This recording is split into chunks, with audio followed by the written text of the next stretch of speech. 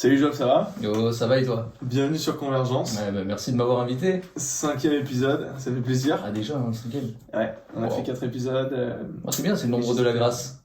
Ah, numéro 5, voilà. Ça, je savais pas. Tu vas pouvoir nous en parler parce que justement, le sujet aujourd'hui, c'est le sujet de la grâce. Ouais. Et pour toi, en quoi ça représente la grâce? Qu'est-ce que ça représente? Ah, qu'est-ce que la grâce? Ouais. La grâce, c'est la faveur un peu imméritée, un peu même beaucoup, tu vois, imméritée de Dieu vis-à-vis des hommes. Ce que vous savez pas, c'est qu'on est sorti marcher parce qu'on n'arrivait pas à rester sérieux. Et bon, la faveur est méritée pour les hommes. Et dis-moi ça en des mots simples parce que voilà, je suis un peu, tu vois. Bah, je pense qu'il faudrait qu'on regarde la définition de ce que c'est une faveur, tu vois. Ok, vas-y. Et on a trouvé un peu sur le net que la faveur, c'était une disposition, une attitude bienveillante de quelqu'un vis-à-vis d'une personne. Ok. Et là, c'est totalement l'attitude qu'a Dieu vis-à-vis de nous, tu vois. Ouais. Oui, mais je sais pas ce qui m'arrive aujourd'hui. Je sais pas pourquoi j'ai envie. Voilà, je rigole pour rien. C'est la joie du Seigneur. C'est la joie du C'est Seigneur. la joie du Seigneur qui t'a. J'ai du mal à rester t'accompagne sérieux. et qui est en toi, tout simplement. Pourtant, on n'a pas de perruque. Tu sais, la grâce, je pense que c'est même un sujet de joie pour notre âme, finalement, parce que c'est une bonne nouvelle, tu vois. Et quand notre âme, justement, prend de la nourriture qui est bonne pour soi, évidemment, ça peut que engendrer de la joie, tu vois, en nous. Et je pense que c'est quelque chose que l'on n'arrive pas à comprendre actuellement, mais qui se manifeste parce que c'est une bonne nouvelle, Clairement. finalement, tu vois. Jésus est l'espoir de l'humanité. Amen. Jean 1,17 dit que la loi a été donnée. C'est horrible. C'est pas grave, mec. Je sais pas pourquoi. C'est pas grave, t'inquiète. Jean 1,17. Jean 1,17. Jean 1,17 dit que la loi a été donnée par Moïse, mais que la grâce et la vérité sont venues à travers Jésus-Christ, tu vois. Et je pense que c'est ce dont on doit se souvenir aujourd'hui. Donc, quand je disais faveur imméritée, c'est justement cette attitude bienveillante de Dieu vis-à-vis de nous, qui n'est pas basée selon nos performances. Donc, c'est pas en fonction de ce que l'on va faire ou de ce que l'on va dire qui va faire que Dieu va agir avec sa bienveillance vis-à-vis de nous, mais c'est en fonction de qui il est, lui, de sa bonté, tu vois. Ça, c'est ouf. La Bible dit dans un passage que c'est sa bonté qui nous pousse à la repentance. Et tu sais que Dieu est un roi qui est souverain. Un souverain se doit d'affermir son trône sur la justice, mais en même temps de pouvoir démontrer son amour qui va montrer son cœur tout simplement, tu vois. Et là, justement, cette grâce est justement cet amour qu'il a démontré au travers de la personne de Jésus-Christ. En fait, pour te donner juste, en gros, ce qui moi me marque le plus dans la grâce, en gros, c'est quoi? C'est que, bon, déjà, c'est un mot comme ça qu'on peut, quand on entend le mot grâce, on se dit à quoi ça fait référence? Est-ce que c'est quelque chose de gras? Non, c'est pas quelque chose de gras. Non, mais tu vois, c'est pas un mot qu'on utilise souvent. Oui. Tu vois, et du coup, le fait d'être gracieux, tu vois, par exemple, moi ça me fait penser souvent à la grâce présidentielle, c'est parce Bien que sûr, oui. le président, il a le pouvoir de réduire ou de supprimer une peine, par exemple, d'une personne qui est en prison, voilà, selon sa volonté, quoi, selon les motifs qui lui conviennent. Et ce que j'aime bien, en fait, dans cette fameuse grâce qui est incarnée dans Jésus et qui représente un tournant dans l'histoire, parce que finalement, ce qu'on oublie souvent, c'est que sur notre calendrier, il y a quand même un avant et après Jésus. Ouais. C'est après Jésus-Christ ou avant Jésus-Christ. Exact. Et dans le monde occidental, et même dans la plupart des sociétés, le calendrier actuel, il a été déterminé sur un avant et après Jésus-Christ. parce que ça a été tellement incroyable et ça dit quelque chose quand même de l'influence de ça et de cette venue comme ça du Fils de Dieu. Et quand le parallèle que je fais avec le président, c'est que le président parfois il accorde des grâces partielles, c'est-à-dire que il va accorder une réduction de peine de la moitié de la peine par exemple d'une personne. On l'avait vu avec François Hollande, à un moment donné, je crois il avait réduit une peine d'une femme qui avait tué son mari parce qu'il la battait. Oui. Et la différence que je me dis avec Jésus, c'est souvent il y a une mauvaise conception. Souvent on se dit que Dieu ne peut pas être assez bon pour parfois ne pas nous en vouloir quand on a péché. Parce que pour moi, la grâce, c'est quoi? C'est une fois que tu as accepté Jésus dans ta vie, une fois que tu l'as cherché, que tu as compris qui il était vraiment, au-delà de tout ce que tu as entendu à la télé, des gens qui critiquaient l'Église, etc. Une fois que tu t'as fait ta propre idée et que tu as vu qu'au final, c'était juste une personne qui t'aimait, en fait, Clairement. eh bien, tu te rends compte que ce ne sont pas tes actions qui vont te justifier, qui vont assurer ton salut et le salut de ton âme, mais c'est ta foi en Jésus. Ouais. Et que le poids de tes péchés, le poids de toutes les mauvaises choses qu'on a fait, qu'on fait et qu'on va faire, il les a pris sur son corps à la croix. C'est ça, exactement. Et ça, on a du mal, parce que parfois dans les églises, on entend, j'ai vraiment à cœur de le dire, parfois on entend que oui, mais on prêche pas assez sur la repentance, ou que effectivement, quand on pêche, il y aura forcément une conséquence, et que c'est la volonté de Dieu. Mais moi, c'est pas ma conception. Ah non, je te rejoins totalement. Ben, le truc qu'il faut qu'on se dise, c'est que il faut pas qu'on ait une conception de Dieu avec notre vision d'homme ou d'être humain, tu vois. Il faut savoir que Dieu, par exemple, a créé le temps et l'espace, mais qu'il n'est pas soumis au temps et à l'espace. De même, nous avons des lois naturelles, physiques, etc., qui ont été instituées, ordonnées par Dieu pour qu'elles soient présentes sur Terre, mais lui est au-dessus de tout cela. Donc, quand un homme ou une femme peuvent être limités dans leur fonctionnement, Dieu, lui, ne l'est pas, tu vois. Et c'est pour cela que on peut parler de grâce présidentielle temporaire, par exemple, comme tu l'as cité tout à l'heure, effectivement, partielle, ouais. pour les êtres humains, parce que voilà, justement, il y a quand même quelque chose à prouver derrière ou autre. Alors que le Seigneur, lui, c'est son oui est un oui et son non est un non, tu vois. Et lorsqu'il a décidé de faire une bonne fois pour toutes, ce qu'il a résolu en son cœur de faire, bah, c'est accompli une bonne fois pour toutes pour l'éternité, tu vois. Qu'est-ce que ça veut dire la grâce? Ça veut dire qu'aujourd'hui, il n'y a plus de condamnation, de culpabilité, de conséquences au péché venant de Dieu pour tous ceux qui sont en Christ. Pourquoi? Parce que lorsque quelqu'un commet un péché, Dieu dit il y a besoin d'une effusion de sang. Qu'est-ce que représente le sang? C'est un jugement. Okay? Donc à chaque fois que le péché est là, Dieu dit qu'il fallait que du sang soit versé. Et avant que Jésus n'arrive, on le voit justement dans l'ordre qui a été instauré par la loi, donné à travers Moïse, qu'il fallait un sacrifice d'expiation. Donc qu'un animal pur sans tache devait être choisi par le pécheur, qui l'amenait devant le grand prêtre qui louait le Seigneur et le pécheur qui imposait ses mains sur cet animal afin que tout son péché soit transféré sur cet animal et que ce soit lui qui souffre à sa place pour que Dieu lui accorde le pardon. Maintenant, dans le Nouveau Testament, dans la Nouvelle Alliance qui est la grâce, Jésus, qui n'a jamais péché, est devenu péché. Okay, en prenant en lui toutes les souffrances, tous les péchés du monde, toute la condamnation, la culpabilité et les conséquences que ça pouvait amener derrière, pour que nous, aujourd'hui, à travers lui, nous puissions devenir justice de Dieu en lui, tu vois. Et le passage, il y a un passage qui en parle d'ailleurs. C'est assez incroyable quand on y réfléchit. Exactement. Alors, attends. Où est-ce qu'est ce passage? Les amis, c'est du direct, donc on peut pas... Non, vas-y, prends ton temps, c'est pas grave. On peut pas tout avoir comme ça. C'est quoi, je vais réagir pendant que tu cherches. C'est 2 Corinthiens 5, 21. Bon. Voilà pour la référence. 2 Corinthiens 5, 21. Je le mettrai à l'écran. Yes. C'est tellement important. En France, on en avait cette discussion plusieurs fois, et c'est pas un hasard que tu m'aies proposé ce sujet-là. En France, on parle pas assez de ça. C'est comme si le sujet était un peu dangereux. C'est comme si on disait que Dieu pouvait pas être aussi bon, tu vois. Et c'est comme si on disait que finalement il y avait toujours ce réflexe légaliste, ce réflexe qui est faux, et que finalement l'ennemi utilise contre nous. Parce que parfois, justement, il utilise cette loi. La loi est parfaite, mais elle ne peut pas rendre parfaite. Exactement. Elle ne peut pas te rendre parfaite. Parce que finalement, on peut essayer de la respecter au maximum, mais on finit toujours par chuter. Et c'est là qu'après, on peut ensuite s'en vouloir et développer comme ça une certaine aigreur. Et l'ennemi utilise ça contre nous. Alors que si on a la ferme assurance, et si finalement on se rappelle, et on va juste chercher dans la Bible, parce que c'est là, c'est écrit, et quand on cherche, c'est simple, c'est clair, c'est pas matière à interprétation. Jésus a vraiment pris le poids de nos péchés sur lui, de nos péchés passés, présents et futurs. Et ce qui fait que parfois, quand on se sent coupable des mauvaises choses qu'on peut faire dans nos moments de faiblesse, eh bien, la culpabilité ne vient pas de Dieu. Clairement. Et nous sommes déjà pardonnés. Et ce sentiment de culpabilité, c'est l'ennemi finalement. Mais tu sais, nous, dans notre faiblesse humaine, parce qu'on est des êtres humains qui vivons dans un corps qui est mortel, qui sommes soumis donc au plaisir de la chair.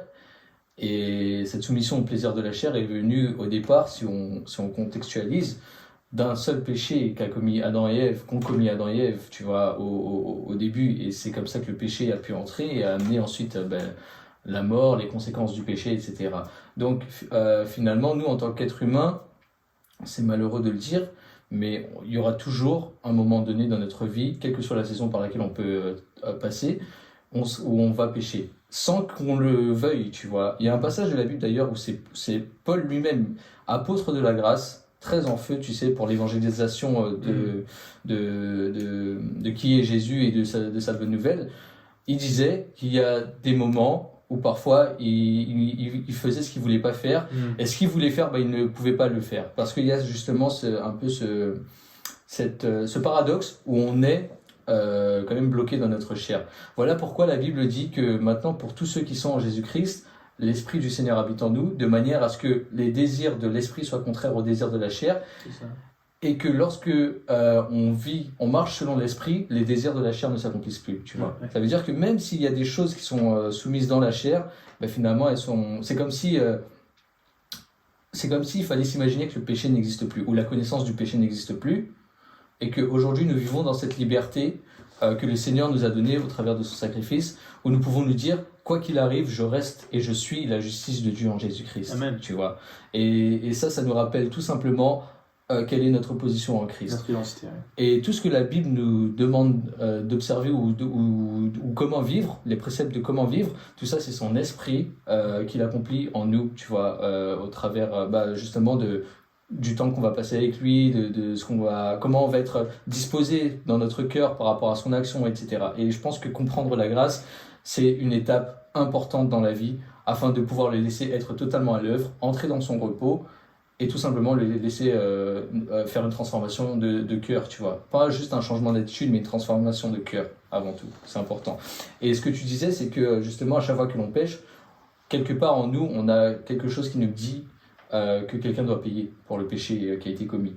Et rappelle-toi que la Bible dit que l'ami est l'accusateur de nos frères, tu vois. Donc finalement, ce n'est même pas nous, en fait, qui nous accusons nous-mêmes, c'est l'ami qui vient souffler des petites choses. Or, l'ennemi est le père du mensonge, tu vois. Il n'y a aucune vérité en lui. Donc, pourquoi écouter la voix de l'ennemi alors que Dieu nous a affranchis, tout simplement, et que là où est l'Esprit du Seigneur qui habite en nous, je le répète, là est la liberté. C'est la Bible qui le dit, tu vois.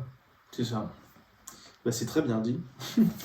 Vous avez la version élaborée et la version simplifiée avec le langage du français moyen auprès de moi. Mais non, mais honnêtement, les références sont très très bonnes. Mais moi, je vais vraiment parler de... Moi, ce que je veux réagir par rapport à ça, c'est aujourd'hui concrètement, quel est mon sentiment de la culture chrétienne dans l'Église. Ce qu'il faut savoir, et ce que j'ai aucun problème à répéter, c'est que en dehors du christianisme, il n'y a aucune autre religion qui libère la personne en dehors de ses actions. C'est-à-dire, il n'y a aucune autre religion qui ne crée pas de rapport entre les actions d'une personne et sa libération, si tu veux. La paix qu'elle a le droit d'avoir dans son cœur ne dépend pas de ses actions. Tu vois ? Tu sais, je pense qu'il est important de comprendre qu'est-ce que Jésus lui-même disait de la grâce, tu vois, d'abord. Parce que c'est vrai que la grâce, c'est une faveur, mais c'est aussi la personne de Jésus. Okay ? Jésus, dans Luc 4, à partir du verset 16, il est écrit « Jésus se rendit à Nazareth, où il avait été élevé. D'accord ? Selon sa coutume, il entra dans la synagogue le jour du sabbat. Il se leva pour faire la lecture de la Torah, et on lui remit le livre du prophète Ésaïe. L'ayant déroulé, il trouva l'endroit où il était écrit « L'Esprit du Seigneur est sur moi, parce qu'il m'a oint pour annoncer une bonne nouvelle aux pauvres. » Quelle est cette bonne nouvelle ? Il m'a envoyé pour guérir ceux qui ont le cœur brisé, pour proclamer aux captifs la délivrance et aux aveugles le recouvrement de la vue, pour envoyer libres les opprimés, pour publier une année de grâce du Seigneur. Amen. Qu'est-ce que ça veut dire ? Ça veut dire qu'avant la venue de Jésus, peu importe d'où l'on venait, que l'on soit juif ou qu'on ne soit pas juif, la Bible dit qu'il y avait des opprimés qui devaient être renvoyés libres. Et ça, le seul qui a pu le faire, c'est Jésus, tu vois, au travers de ce qu'il a accompli à la croix. Voilà pourquoi il est venu. Voilà pourquoi c'est le Messie, tu vois. C'est vrai que les Juifs attendaient en lui quelqu'un qui viendrait libérer Israël de l'occupation romaine, sauf que Jésus était venu pour bien plus que cela, tu vois. C'était vraiment pour libérer l'humanité Le monde entier, ouais. de l'emprise du péché et de la condamnation du péché, des conséquences du péché, tu vois. De sorte à ce qu'aujourd'hui, on puisse être renvoyé libre et qu'on puisse vivre une année de grâce du Seigneur. C'est ça. C'est important, tu vois, de comprendre ça. Par rapport à ça, une des choses qui est hyper importante pour moi, c'est de créer la relation entre la grâce et l'amour. Pour moi, ça dit quelque chose du cœur de Dieu, de qui Dieu est et de finalement combien il nous aime. Ouais. Et je pense qu'effectivement, le fait de dire à l'humanité, vous avez simplement besoin de croire que Jésus est mort pour vos péchés, et ressuscité. J'arrive plus à parler. C'est pas grave. Mort pour vos péchés et ressuscité, voilà. Pour être justifié, tu vois, et pour pouvoir ensuite, aller au paradis, tout simplement. Et si je peux t'interpeller dans cela, il y aura peut-être même des gens qui vont dire, écoute, moi je dispose déjà de tout ce dont j'ai besoin, je me sens bien dans qui je suis, dans ce que je fais, pourquoi ai-je besoin de Jésus, par exemple? Quelle est la réponse? La réponse, c'est qu'il y a tellement plus avec Jésus, tu vois. Aujourd'hui, ok, peut-être que tu peux vivre une vie où tu es peut-être célèbre, où tu te sens bien, où tu as de la notoriété, ou en tout cas tout le monde t'apprécie, ou peu importe. Il y a toujours un manque dans la vie que seul Jésus peut combler. Toujours. Tu vois, si on est sincère avec nous-mêmes, il n'y a personne qui n'a vécu sur Terre sans avoir ressenti un manque dans un domaine spécifique de sa vie, tu vois. Ouais. Et ce manque-là, il n'y a que Jésus qui peut y répondre, parce que Jésus est la réponse ultime pour tous les problèmes qui peuvent se poser, justement.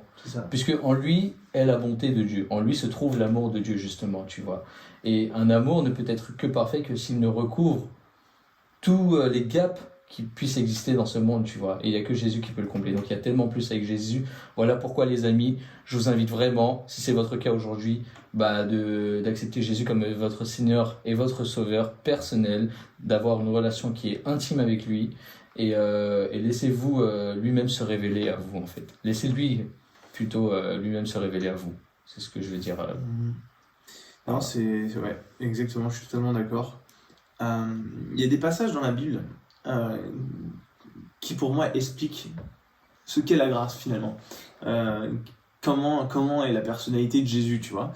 Et j'ai deux passages, moi, qui me viennent en tête, je pense que tu en as aussi, mais c'est effectivement une des premières personnes à qui Jésus se révèle en tant que fils de Dieu, c'est Pierre. Ouais.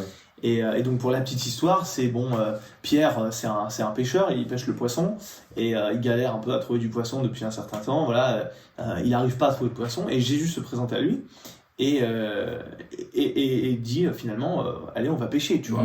Et le gars, il lui fait pas tout de suite confiance. Et pourtant, Jésus lui accorde ce miracle d'avoir une pêche complètement abondante qui fait quasiment chavirer son bateau. Jusqu'à ce qu'il a besoin même d'aller demander de l'aide à d'autres embarcations qui sont à côté, tellement le filet est rempli, quoi. Et il n'attend pas en fait que l'homme ait foi en lui pour le bénir. Et c'est ça que je veux vous dire, c'est exactement ce à quoi vous pouvez vous attendre. Vous pouvez attendre les bénédictions. Si vous cherchez, vous allez rencontrer un Dieu qui vous aime à la folie, qui vous protège le jour et la nuit. Et à la même manière que le pêcheur pêche le poisson, quel que soit votre domaine d'activité, que ce soit les études, le travail, Dieu veut vous bénir. Dieu n'a pas d'intérêt à vous donner de la tristesse, de l'accusation, de la maladie. Non, ça c'est l'ennemi. Ça c'est lui qui s'en occupe. Dieu, c'est un Dieu qui vous protège, qui est un Dieu dont la force et la puissance est sans égale et qui va vous bénir avant même que vous soyez parfait, en fait. Exactement, il vous aime tel que vous êtes, donc venez vraiment à lui tel que vous êtes. Et notez juste une chose dans cet exemple que tu as donné, c'est que justement le déroulé de l'histoire fait que Pierre s'en va une première fois à la pêche, il pêche aucun poisson, donc il revient bredouille. Et là, tu as Jésus qui monte dans sa barque et qui lui dit, vas-y, jette ton filet, en fait. Et le mec, il est pêcheur, tu vois. Pierre, c'est un pêcheur et il s'y connaît peut-être mieux que Jésus. Jésus, c'est un charpentier. Et c'est un charpentier qui va dire à un pêcheur, vas-y, jette ton filet. Et le mec, il doit se dire, mais t'es fou ou quoi? C'est quoi ton problème? Tu cherches des embrouilles ou quoi, tu vois?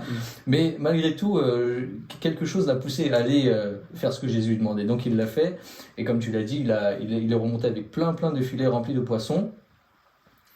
Et quand il a vu la bénédiction, c'est là qu'il a réalisé qui était l'homme devant lui, tu vois. Et quand il a réalisé qui était Jésus, la Bible dit qu'il s'est prosterné devant Jésus et il a dit à Jésus, je suis pas digne. Voilà, en gros, Va-t'en Jésus parce que tu es vraiment trop saint pour moi, je ne suis pas digne de toi, etc.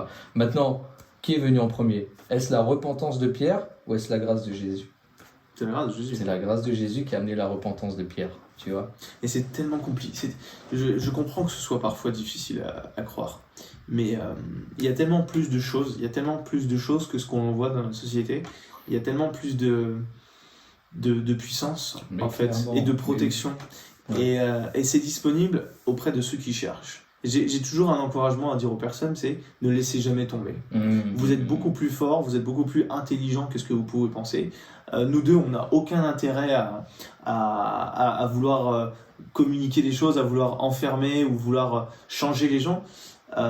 Si on partage ça, c'est parce que ça nous a permis de résoudre des problèmes très concrets et ça continue de le faire et ça nous rend plus forts, ça nous permet de nous sentir mieux et plus paisibles, je pense. Et il y a tellement d'autres exemples dans la Bible. Clairement. Et de cette puis grâce. comprendre la grâce, en fait, finalement, ça vous aide à comprendre la marche que vous avez finalement avec Dieu, parce que c'est bien beau de dire, ah bah faites ceci, faites cela, mais si on en comprend, oula, si on ne sait pas pourquoi on fait le pourquoi du comment, à quoi ça sert, tu vois? J'ai envie de te dire. Pour moi, j'ai pas envie d'être forcé par une communauté, par une religion, par qui que ce soit, à faire quelque chose pour lequel je ne comprends pas l'utilité.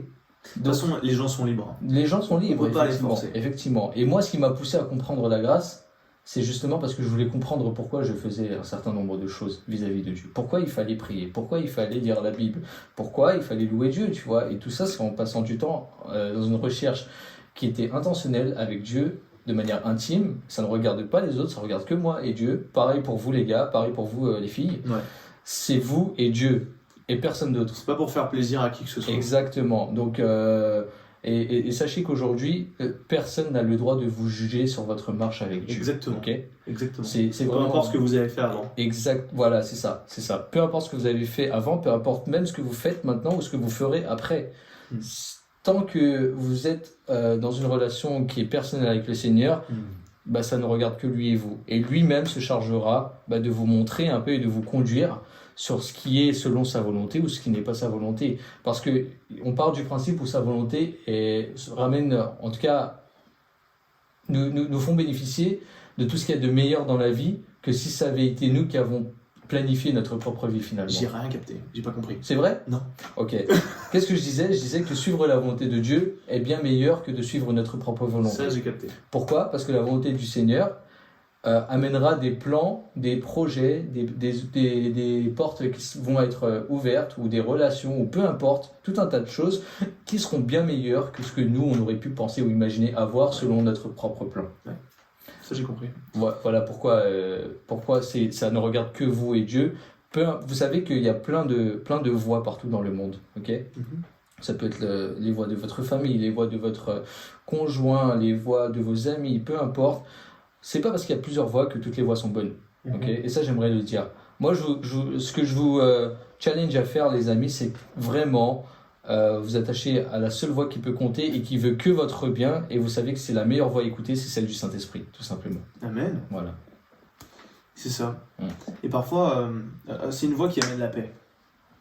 C'est une voix qui amène c'est ça, juste la sensation de paix, d'assurance et juste de bien-être. C'est compliqué. En fait, on se dit, mais de quoi il parle ?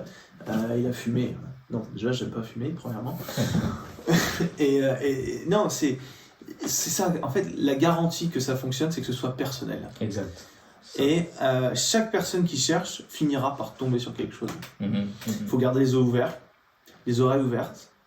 Et il y a Dieu en fait qui se présente à nous. Ça peut être dans une personne, ça peut être dans la nature, ça peut être juste une personne qui va nous aider dans un sourire, dans tellement de choses. Ouais. Et finalement, on va s'apercevoir finalement qu'il y a un tout. Il y a un tout comme ça qui s'assemble, un tout cohérent, qui représente une identité finalement, comme un esprit, un Saint-Esprit, qui rassemble les gens finalement. Une nature de cœur, une inclination de cœur qui rassemble les gens. Exact. Et cette nature de cœur, elle trouve elle culmine dans la grâce de Jésus. J'aime bien ce que tu dis parce qu'au moment où tu dis ça, on a un beau soleil qui vient sur toi là et c'est comme si ça éclairait tout ce que tu viens de dire, ça mettait en lumière. Ça éclaire tout le monde. Tu vois, vraiment le truc. Et tout. Là, c'est sympa. C'est vrai qu'on aime bien le soleil. Vitamine D, tu connais. C'est ça. Non, merci Seigneur pour le soleil. Mais ouais, il y a tellement de choses à dire là-dessus. Mais après, je vais quand même parler des églises parce que j'ai des choses à dire sur les églises. Je sais que, mais peut-être aussi, ça peut sembler utopique pour un certain nombre de personnes ce qu'on est en train de dire. Moi, je pense que c'est important qu'on puisse partager sur la différence entre la loi et la grâce, par exemple, tu vois. Exactement, j'allais te poser la question, mais je savais. Voilà, la loi... en fait, qu'est-ce qu'est la loi, qu'est-ce qu'est la grâce? Voilà, d'où vient la loi? Voilà. Qu'est-ce que c'est? Quelqu'un qui connaît rien. Ok. Ouais. Alors, quand on parle de loi, en tout cas dans les dogmes chrétiens, on se réfère notamment aux 10 commandements. Donc vous savez, vous connaissez l'histoire avec Moïse, qui va séparer la mer en deux, qui va faire sortir le peuple d'Israël d'Égypte, de la servitude, etc. Jusqu'au moment où ils arrivent sur le mont Sinaï. Ouais, c'est ça. Voilà. Donc je vais pas. Ça sera un autre sujet qu'on développera plus tard, ok. Mais c'est le peuple donc hébreu, le peuple hébreu, le peuple juif. La première alliance. Exactement. L'histoire, c'est que à un moment donné, dans leur marche avec le Seigneur, en tout cas quand ils sont sortis d'Égypte, ils se sont glorifiés de leurs propres performances et de leurs propres œuvres, ce qui n'était pas le cas avant. Et à partir du moment où ils ont fait cela, Dieu a changé son ton vis-à-vis du peuple. Okay, et il a dit à Moïse, dis-leur qu'à partir de maintenant, puisque vous vous glorifiez dans vos propres performances, ne vous approchez pas d'un pas de moi de peur que vous ne mouriez. Et ce qu'il était en train de reprocher, c'était leur orgueil. Petite anecdote, le premier péché originel, on peut croire que ça a été la désobéissance d'Adam et Ève, mais ce n'est pas le premier péché originel. Le premier péché originel, c'est celui de Lucifer qui est devenu Satan. C'était l'orgueil. Il se croyait être comme Dieu finalement. Et son cœur s'est enflé d'orgueil. Il voulait quoi. Et cet ange a été déchu tout simplement. Là, qu'est-ce qui se passe avec Israël? La même chose, l'orgueil. Donc, en ce moment, tu veux dire? Non, avec justement ce moment où Dieu va commencer à donner la loi à Moïse. Ouais. Dieu leur a dit, écoutez, puisque vous glorifiez de vos performances et que vous dites que tout ce que je peux vous demander de faire, vous allez le faire en vous appuyant sur vos forces, voilà maintenant que je vous donne la loi. Et la loi, pour vous, sera sainte et ça vous montrera que quand bien même la loi est sainte, elle ne peut vous rendre saint. Quand la loi est quand même pure, elle ne peut vous rendre pur. Quand la loi est parfaite, elle ne peut vous rendre parfait. Parce que ça vous montrera que toute l'humanité, au travers de cela, est condamnée parce que vous n'aurez pas pu respecter les 10 commandements que je vous ai donnés d'un seul coup. Et dans cela, au fil de l'histoire, on voit que ça a montré le besoin de l'humanité d'avoir Jésus finalement, qui vient et qui est notre Rédempteur. Et quand lui se trouve le salut ensuite, et que c'est vraiment lui l'espoir pour l'humanité. Parce que si on était encore sous l'alliance de la loi, mec, je pense qu'il y aurait personne qui serait sauvé aujourd'hui, tu vois. En fait, l'alliance de la loi te protège pas vraiment contre l'ennemi, tu vois. Non, mais c'est surtout ça, mais c'est surtout qu'est-ce que ça te garantit vis-à-vis de Dieu finalement, tu vois. Et moi, je vais vous dire un truc, les amis, Dieu, au départ, n'a jamais voulu que la loi soit là, ok? Mais la loi a été donnée par Dieu à Moïse afin que toute langue et toute bouche se taisent et reconnaissent qu'ils ont besoin d'un sauveur, reconnaissent qu'ils ont besoin d'une aide, qu'ils ne pourront pas tout faire par leur propre force, mais qu'ils doivent dépendre de quelqu'un. Et ce quelqu'un, c'est Dieu dans la personne de Jésus. C'est une révélation progressive, quoi, on va dire. Exactement. Je sais que c'est parfois compliqué à comprendre, mais justement, pour rebondir sur ce que tu as dit, donc il arrive, c'est Moïse qui arrive sur le mont Sinaï, et il me semble qu'il y a 3000 personnes qui décèdent à ce moment-là. Tu te rappelles de ça? Parce que moi, je me rappelle. Oui. J'aimerais bien qu'on parle de ça. Justement, petite corrélation encore une fois, ils ont commencé à faire un veau d'or au pied de la montagne, et Dieu dit à Moïse, voilà, ils sont en train de commettre une abomination, etc. Le veau d'or, le symbole. Le veau d'or, le symbole. L'idole. L'idole, exactement. Et Moïse, il a vu ça, il a dit c'en est assez, il a brisé les tablettes de la loi que Dieu avait écrites de son propre doigt. sur le veau d'or, et ce qui a fait que 3000 juifs, 3000 israélites sont tombés ce jour-là. Maintenant, le jour de la Pentecôte. Sur le mont Sinaï. C'est un autre mont, non? Non, Sinaï. C'est le même mont? Ouais, sur le mont Sinaï. Ah bon, je crois que c'est... ok. Et le jour de la Pentecôte, le Saint-Esprit, effusion du Saint-Esprit, donc qui descend sur les disciples dans la chambre haute, C'est de Jésus, ouais. 3000 personnes se convertissent. Ouais. Regarde la différence entre la loi et la grâce. C'est Sous ça. la loi, la loi amène les gens à la mort, Mhm. la grâce amène les gens à la vie. C'est ça. Okay, ils se convertissent. Donc, qu'est-ce que la loi? La loi, en fait, finalement, c'est quelque chose qui te demande pour que tu reçoives quelque chose. Mhm. Okay? Donc, basé sur une espèce de méritocratie, en fait. Tu fais le bien, tu reçois le bien. Tu fais le mal, tu reçois le mal. Okay? Donc, la loi demande, mais la grâce, elle, pourvoit. Mhm. Ça, c'est puissant. Ça. Tu sais, on va prendre un exemple, si tu veux bien, dans Matthieu 8, où c'est l'exemple d'une guérison d'un lépreux. Ouais. Donc au verset 1 du chapitre 8, il y a écrit, lorsque Jésus fut descendu de la montagne, une grande foule le suivit, et voici, un lépreux s'étant approché se prosterna devant lui, et dit, Seigneur, si tu le veux, tu peux me rendre pur. Jésus étendit la main, le toucha, et dit, je le veux, sois pur. Aussitôt, il fut purifié de sa lèpre. Qu'est-ce que ça nous apprend?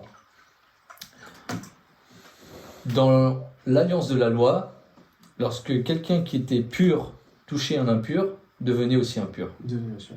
Mais dans l'alliance de la grâce, l'impur qui touche le pur devient aussi pur. Il y a eu un changement. Il y a eu une nouvelle alliance qui a été instaurée, tu vois. C'est ça. Et ce que j'aime bien dans la grâce, c'est que finalement, lorsqu'on est sous cette alliance, c'est qu'on reçoit un bien que l'on n'a pas mérité. Pourquoi? Parce que quelqu'un d'autre a reçu le mal qu'il n'a pas mérité. Et ce quelqu'un d'autre, c'est Jésus, qui a tout payé à la croix de manière à ce que nous, aujourd'hui, on puisse bénéficier de cette alliance de la grâce qui nous ramène cette faveur imméritée, ces bénédictions dont on n'avait pas le droit, tu vois, mais qu'on reçoit quand même, grâce à la bonté de Dieu. Il y a beaucoup d'exemples. Mais il y a un point sur lequel je voudrais insister, c'est que cette grâce dont on bénéficie, on est censé en faire bénéficier notre entourage. C'est-à-dire qu'on est censé montrer, finalement, l'objectif, c'est pas simplement d'avoir une relation avec Jésus. L'objectif, c'est de se comporter comme lui il s'est comporté. Et finalement, de redonner cette grâce, cette compassion aux gens qui sont autour de nous.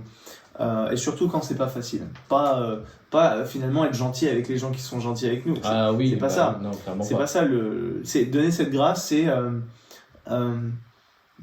c'est parfois tendre l'autre joue. C'est tellement compliqué de tendre l'autre joue. Moi, tu me connais, hein, j'ai du mal à tendre l'autre joue. Mais tendre l'autre joue, c'est déjà se dire qu'on ne se rabaisse pas au niveau de la personne qui nous persécute. Et deuxièmement, c'est un témoignage vivant de la confiance qu'on a dans Dieu et dans qui on est en lui, de notre identité qu'on est en lui, et surtout du salut qui nous attend. Tu vois. Mais je pense effectivement, il y a un passage dans plusieurs livres des évangiles qui dit ne pas juger les autres. Tu vois.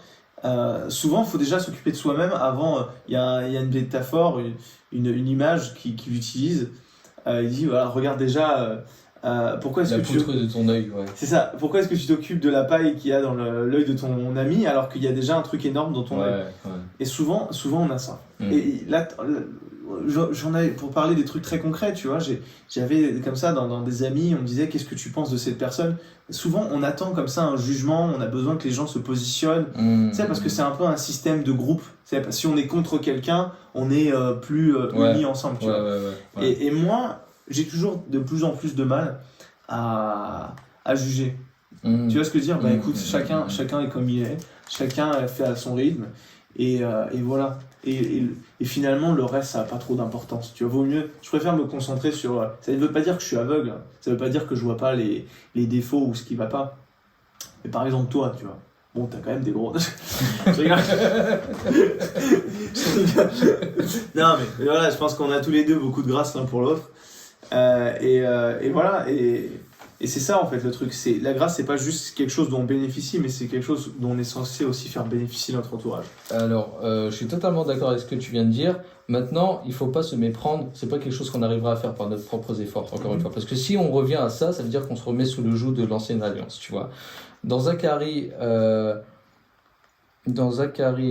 4, au verset 6, c'est l'Éternel qui parle et il dit c'est ici la parole que l'Éternel adresse à Zorobabel. Ce n'est ni par la puissance ni par la force, mais c'est par mon esprit, dit l'Éternel des armées. Tu vois, qu'est-ce que ça veut dire? Ça veut dire que finalement, tout ce que l'on peut être amené à faire ou amené à dire, ou même comment se comporter, c'est l'esprit du Seigneur qui produit en nous le bien faire et le bon vouloir, de manière à ce qu'on puisse accomplir sa parole et qu'elle ne reste pas la lettre morte, mais qu'elle puisse devenir vivante dans notre cœur, et qu'on puisse être un témoignage vivant de ce qu'on est. Seulement, Dieu ne fait pas les choses sans notre consentement. Il a besoin de notre consentement là. Autrement dit, il faut qu'on soit intentionnel dans le fait de vouloir laisser son esprit être à l'œuvre en nous, tu vois. Et parce qu'il veut qu'on soit participant de ce qu'il fait dans notre vie. Donc, quand on a cette attitude de cœur où on se dit, Seigneur, je sais qu'il y a tout un tas de choses que je devrais faire, que je n'arrive pas à faire, mais je place pas ma confiance dans mes efforts, je la place dans ton esprit, et qu'on a cette attitude de cœur qui est bien disposée, c'est alors que le Seigneur dit, ah ben voilà, tu m'as donné ton consentement, maintenant je peux être à l'œuvre dans ta vie, tu vois. Et crois-moi, aujourd'hui, tout ce que moi j'ai pu voir en toi, ou tout ce que tu as pu voir en moi, en termes de grâce, en tout cas accordée aux autres, bah, c'est clairement pas nous finalement, c'est vraiment le Saint-Esprit qui a déposé ça dans notre cœur de manière à ce que nous puissions être les médiateurs ou les intermédiaires de ce que Dieu veut montrer aux gens à travers nous, tu vois. Et qu'est-ce que je voulais dire d'autre? Je voulais rajouter que finalement c'est pas à propos de nous, c'est jamais à propos de nous, c'est à propos de Jésus, tu vois. Comment pouvoir se positionner justement dans des circonstances où parfois on est retrouvé face à un dilemme, face à quelque chose où on sait qu'on devrait réagir d'une telle manière mais qu'on n'arrive pas à le faire. C'est se dire qu'est-ce que Jésus ferait à notre place, tu vois, dans ce moment-là. C'est pas évident. C'est pas évident, mais souvent, je vais te dire un truc, excuse-moi de t'interrompre, mais c'est pas facile, mais d'un autre côté, c'est plus facile qu'on le croit. Par son esprit. Par son esprit. Et c'est plus facile parce que finalement, la réponse c'est toujours l'amour. Ouais. Et quand vraiment on a le souci de son prochain, quand vraiment on essaye d'aimer les gens, de faire ce qu'on peut pour aider les autres, hein, tout simplement pour avoir une présence bénéfique, c'est tout, pas tout simplement pour écraser les gens et avoir des rapports de domination. C'est un peu la culture de notre société, hein, clairement, c'est t'écrases les gens pour pouvoir te monter en haut, et finalement c'est plutôt de dire que si jamais le fait d'écraser quelqu'un, c'est que tu perds quelque chose de toi. Tu perds, et moi je l'ai eu instinctivement depuis que je suis enfant, ce qui fait que j'ai passé des années, comme tu sais, à chercher, et j'ai trouvé, tu vois, cette plateforme-là pour pouvoir l'être pleinement. Mais effectivement, je pense que c'est important de ne pas se reposer sur ses propres forces, parce que dans tous les cas, même si on se repose sur ses propres forces, on en voit très rapidement les limites. Bah oui, c'est ça. On en voit très rapidement les limites. Clairement. Parce qu'il y a toujours, les gens appellent ça le destin. Et on voit toujours que le destin se retourne contre nous. Non, c'est pas le destin, c'est Dieu qui nous montre. Ne te repose pas sur tes propres forces, il y a quelque chose d'autre. Exactement. Une source inépuisable de sagesse, tu vois, de paix, de force, de protection. Parce que finalement c'est ça aussi la foi, c'est d'admettre que ce n'est pas simplement un monde de matière, c'est aussi un monde d'esprit, et que derrière les gens il y a des esprits, et que celui qu'on a, nous deux, dont on a fait le choix, c'est le Saint-Esprit. Exact, l'Esprit de Dieu, ouais. Mais il y en a plein d'autres qui existent, ouais. Tu vois, c'est soit l'Esprit du monde, soit l'Esprit de Dieu. C'est ça. Et je pense qu'il faut vraiment aussi chercher à avoir du discernement parfois. Dieu nous appelle surtout à être aussi le sel de la terre et puis la lumière du monde, tu vois, et il faut qu'on se rappelle constamment que ce n'est plus nous qui vivons, finalement c'est l'Esprit, c'est Dieu, c'est Jésus qui vit en nous, tu vois. Amen. Et qu'on est censé en tout cas, oui, se comporter ou faire comme Jésus aurait fait. Donc c'est pas évident, et la foi c'est un cheminement. Par contre, quand on est dans cette position où on se dit Seigneur, c'est ton esprit, enfin c'est ta volonté, pas la mienne, peu importe le temps que ça peut prendre, c'est un processus qui prendra un certain temps, peut-être moins de temps chez certains, plus de temps chez d'autres, mais au final, Qu'est-ce que dit la Bible? La finalité de cette chose, c'est pour qu'on soit conforme à l'image de qui Christ est, en fait, tu vois. C'est ça. Donc, il faut pas. Je pense que à un moment donné, il faut pas trop se poser de questions. Rappelons-nous que aussi l'ennemi peut se servir justement un peu de ces espèces de questionnements ou des périodes de doute, parce qu'il est l'accusateur, tu vois. Et il va toujours venir nous dire, bah écoute. Rappelle-toi par exemple de ce que tu as fait la fois dernière ou le mois dernier, etc. C'est un réflexe. Hein. Et il va venir t'accuser en te disant bah, il s'est passé ça parce que tu as fait ça. Bah non, finalement les conséquences du péché, il n'y en a plus pour ceux qui sont en Jésus-Christ, d'accord ? Mais l'ennemi peut se servir d'une porte ouverte pour essayer ensuite de nous attaquer et nous faire croire que ça a été une conséquence du péché. Nous, on doit toujours avoir ce combat de la foi qui n'est pas dans les œuvres, qui est dans les pensées. C'est ça. Le diable attaque toujours les pensées, d'accord ? Quelqu'un qui est en Christ, les amis, l'ennemi ne peut pas le posséder. Par contre, il peut essayer de l'influencer. Exactement. Tu vois. Et il faudrait qu'on puisse reprendre tout simplement le diable avec la parole, comme Jésus l'a fait dans le désert, tu vois. Il n'y a qu'une seule manière. La Bible dit, Il n'y a qu'une seule manière de répondre. La Bible dit que la loi, et c'est dur à entendre, hein, les amis, mais la Bible dit que la loi a été l'arme qu'a utilisée l'ennemi contre Dieu. La loi que Dieu lui-même a écrite et donnée, hein. Que ça a été l'arme que l'ennemi a utilisée contre... C'est où ça ? Je le chercherai plus tard, on vous donnera ça dans la description, les amis, si vous voulez.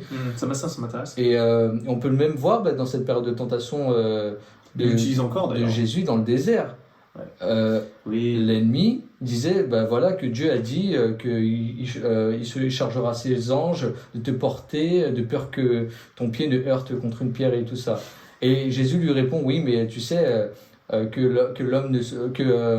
tu ne tenteras pas le Seigneur ton Dieu, etc. Et il lui disait même que tu ne te nourriras pas que de pain seulement, mais de toute parole qui sort de Dieu.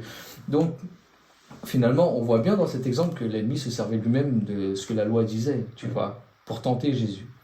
Mais Jésus, qui est l'auteur de la loi, il a amené la loi à son standard le plus élevé, pour dire, écoute, tu veux prétendre que tu connais la loi mieux que moi, je suis celui qui a donné la loi, tu vois. Et parce que je suis celui qui a donné la loi et que je suis venu... D'ailleurs, les amis, si vous voulez inverser, c'est bien qu'on le lise ensemble, parce que comme ça met quelque chose vraiment de concret. Matthieu 5,17. Matthieu 5,17, c'est Jésus qui parle et qui dit « Ne croyez pas que je sois venu pour abolir la loi ou les prophètes, je suis venu non pour abolir, mais pour accomplir. » Qu'est-ce que ça veut dire ? Quand tu as une dette auprès d'une institution bancaire, par exemple, et que tu dois un certain nombre d'argent, une somme importante peut-être à cette institution, et que l'on vient te dire écoute, ta dette est payée. Qu'est-ce qu'il te reste de plus à payer ? Rien. Rien du tout. Jésus, en disant ça, il disait qu'il est venu accomplir la loi de manière à ce que tout ce qui s'ensuit n'est plus sous la loi. Donc il y a eu vraiment une nouvelle alliance. Puisque ta dette est payée, pourquoi veux-tu continuer à être comme si tu étais encore sous un crédit alors que le crédit n'existe plus ? Tu vois ce que je veux dire ? Jésus n'a pas aboli la loi, il est venu l'accomplir en lui, parce que c'est lui qui est l'auteur, mais c'est aussi celui qui termine. Tu vois ? C'est pour ça qu'il est appelé l'alpha et l'oméga, le premier et le dernier. Celui qui a écrit, il peut le terminer. Il a terminé la loi de manière à ce que nous puissions vivre une nouvelle alliance en lui, qui est la grâce. Et cette alliance nous offre la liberté que seul Christ peut nous donner, tu vois. Moi, j'ai une question un peu plus polémique, mais c'est pas polémique, c'est juste pour dire les choses, parler clair, dire les choses très, très, très clairement, parce que je pense aussi Dieu n'a pas de tabou. Alors on est invité à pas avoir de tabou. Dieu nous permet, je pense qu'il nous invite à parler de tout, mais avec amour, tu vois, et avec bienveillance. Comment est-ce que tu expliques qu'il y a tellement d'églises en France et dans le monde entier qui mettent de côté la grâce, qui prétendent parfois qu'il y a des conséquences au péché, qui laissent parfois des bénédictions comme le parler en langue, comme toutes ces choses-là? D'où ça vient, tu vois? Est-ce que c'est une tentation de l'ennemi? D'où ça vient cette dénaturation comme ça de la parole de Jésus? Alors il y a beaucoup de prédicateurs qui diront oui, mais quand tu prêches la grâce, ça donne un permis de pécher, par exemple. Est-ce que je peux vous dire, les amis, que les gens n'ont pas besoin de permis pour pécher déjà? Déjà, ouais. Déjà, ils n'ont pas besoin de permis de pécher, donc je Ils sont comprends libres. je comprends pas cette accusation. Hein. Si Exactement. les gens veulent pécher, ils le font sans problème, et ils en auront rien à foutre des conséquences et autres. Donc, Ouais. et il y a ce principe où ils veulent contrôler l'auditoire aussi. Tu sais, il y a une espèce de manipulation. Ouais. Donc, si on leur prêche la vérité et que Jésus est vraiment venu affranchir, mais de manière complète et totale, le peuple de Dieu, et ben, qu'est-ce qui leur garantit que ces mêmes gens ensuite resteront peut-être ou seront toujours présents? Ils auront besoin d'eux, quoi. Voilà. Une espèce d'interdépendance vis-à-vis de ces prédicateurs au lieu d'avoir une interdépendance vis-à-vis de Dieu. Et là, c'est pas ce qui est bon, tu vois. Qu'est-ce que le vrai évangile? Le vrai évangile doit toujours vous pointer vers Jésus. Jamais vers vous-même. Jamais vers l'autre. Ou, voilà, toujours vers Jésus. À partir du moment où dans une église, il n'y a pas de message qui pointe directement vers Jésus, on reconnaît un arbre à ses fruits, les amis, tout simplement. Là, vous savez si vous êtes dans une plantation où il y a de bons arbres ou pas. Hein. C'est à vous de voir, tout simplement. Donc, il y a ce côté-là où, effectivement, tu sais, il n'y a pas d'église où on va prêcher totalement la loi. C'est toujours une mixture de la loi et de la grâce. Oui, la grâce dit ça, mais il faut quand même que tu fasses tes preuves, etc. Pourquoi? Là, c'est pas forcément de la faute des prédicateurs, c'est la faute du fait qu'on soit toujours dans la chair. Notre chair est légaliste. C'est pour ça, encore une fois, que la Bible dit que les désirs de la chair sont contraires aux désirs de l'esprit. De manière à ce qu'on ne peut pas faire ce qu'on veut faire, tu vois. Donc, c'est peut-être aussi, au travers de votre temps, de l'étude que vous avez dans la parole, comprendre que le Seigneur, lorsqu'il vous libère, il vous libère vraiment totalement. C'est pas partiellement, tu vois. C'est pas partiellement. C'est pas une grâce partielle, c'est une grâce complète. Complète et totale. C'est terminé, c'est fini. Dans tous les domaines, tu vois. Donc, aujourd'hui, nous sommes la justice de Dieu en Jésus-Christ. Amen. Et écoutez les amis, je vais vous donner un autre passage, si vous voulez prendre avec moi, c'est Galates 3 à partir du verset 19 jusqu'à la fin du chapitre 3.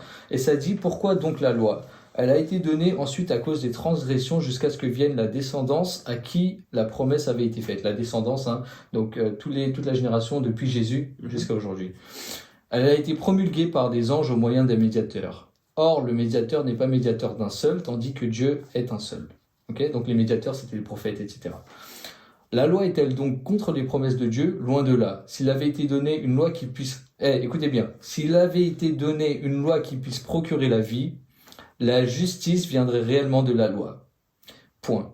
Mais l'Écriture a tout renfermé sous le péché, donc la loi qui donne la connaissance du péché, hein, afin que ce qui avait été promis soit donné par la foi en Jésus-Christ à ceux qui croient. Okay. Avant que la foi vienne, nous étions enfermés sous la garde de la loi en vue de la foi qui devait être révélée. Ainsi, la loi a été comme un précepteur pour nous conduire à Christ afin que nous soyons justifiés par la foi. La foi étant venue, nous ne sommes plus sous ce précepteur. Ce précepteur, je vous rappelle, qui était la loi. Car vous êtes tous fils de Dieu. Waouh! Maintenant, nous sommes même enfants de Dieu, les amis. Hein. Fils de Dieu par la foi en Jésus-Christ. Vous tous qui avez été baptisés en Christ, vous avez revêtu Christ. Il n'y a plus ni juif, ni grec, il n'y a plus ni esclave, ni libre, il n'y a plus ni homme, ni femme, car tous vous êtes un en Jésus-Christ. Amen. Tu vois cette réunification? Et si vous êtes à Christ, vous êtes donc descendance d'Abraham, héritier selon la promesse. Qu'est-ce que nous amène la grâce? Héritier des promesses que Dieu a faites à Abraham. Tout simplement, tu vois. Ouais. Quelle bonne nouvelle. Je sais pas ce qui est. Le monde a besoin de bonnes nouvelles, les amis. Le monde a besoin tellement de bonnes nouvelles. Oui. Et je pense que je sais pas si on a des choses encore à aborder, mais il y a tellement d'exemples dans la Bible de personnes comme ça qui étaient brisées. Et c'est ça que j'ai envie de dire, c'est que peu importe, encore une fois, on pourrait le dire tellement de fois, il y a des personnes qui avaient des addictions, il y avait des personnes qui ont des transformations incroyables. Et c'est ça que j'adore. Et il y a uniquement, en fait, la révélation de qui Dieu est qui peut apporter ces transformations dans le cœur des hommes. Ça n'est pas la justice des hommes, ça n'est pas une cure de désintox, ça n'est pas toutes ces choses-là, un passe-temps ou un nouveau bouquin, ou même une vidéo YouTube qui va vous faire changer en profondeur. la transformation en profondeur, elle s'accompagne quand on réalise de qui on est vraiment. Et c'est ça. Tu vois, Totalement. à quel point on est aimé, Totalement. à quel point notre vie est précieuse et à quel point chaque vie est précieuse. Et c'est vers ça justement que j'aimerais bien orienter l'attention un petit peu pour conclure. C'est de dire que cette grâce, elle fait pas de faveur, elle fait pas de favoritisme, elle est accordée à tout le monde, à tout le monde qui veut bien, et bien sûr, chercher Jésus. Oui, parce qu'il faut être consentant encore une fois. Exactement. Dieu donne, mais c'en est une autre de recevoir. Est-ce que vous êtes prêt à recevoir? Dieu va jamais vous forcer à prendre quelque chose que vous ne voulez pas recevoir. Il a donné un libre arbitre à chacun. C'est pour ça que Adam et Ève finalement ont pu pécher parce qu'ils avaient le libre choix, tu vois. C'était un test en fait finalement de leur libre arbitre, tu vois. Ils ont choisi malheureusement le mauvais côté. C'est pas grave. Maintenant la rédemption vient dans le Seigneur au travers de Jésus, tu vois. Dieu avait même prévu un plan de secours. J'ai envie de te dire dans sa bonté. Quel Dieu ferait cela aujourd'hui dans les autres religions? En tout cas, moi, j'en connais pas, tu vois. Est-ce que, Il n'y en a qu'un seul de toute façon. Voilà, de toute manière. Mais moi, si j'ai une prière un petit peu pour notre monde, parce qu'on discutait juste avant, pour dire les choses très honnêtement, on discutait des conflits qu'il y a en ce moment sur notre planète. Et c'est quelque chose qui nous attriste profondément tous les deux. On n'aime pas prendre parti, tu sais, il y a toujours, dans notre société, il faut toujours prendre parti. Est-ce que vous êtes pro-Israël ou est-ce que vous êtes pro-Palestinien? Moi, je suis pro-Jésus et pro-vie. Exact. Ouais. Voilà, je suis pro-vie. Amen. C'est-à-dire, s'il y a une personne comme ça qui est blessée par terre, je regarde pas sa couleur. Exact. Je regarde pas si elle est blanche, si elle a une jambe en moins, si combien elle gagne dans la vie. Je regarde qui elle est, tout simplement. Tous ont de la valeur aux yeux de Dieu. Exactement. Donc si tous ont de la valeur aux yeux de Dieu, nous qui sommes-nous pour faire une distinction entre ces personnes finalement, tu vois. Et c'est ça qui m'attriste, c'est finalement cette haine comme ça qu'on a dans notre société et cette volonté toujours de vouloir se placer au-dessus des autres. Et franchement, justement, on discutait, on disait ouais mais quelle église est la meilleure? Et t'as eu une très bonne réponse. C'est finalement à quoi bon diviser? Ça sert à rien. Le monde est déjà assez divisé. Oui. On n'a pas besoin de se placer au-dessus des autres. Et je préférerais toujours justement me placer en dessous et essayer de filer un coup de main, tu vois ce que je veux dire, modestement. Ouais. Non, on n'est clairement pas supérieur aux autres, loin de là.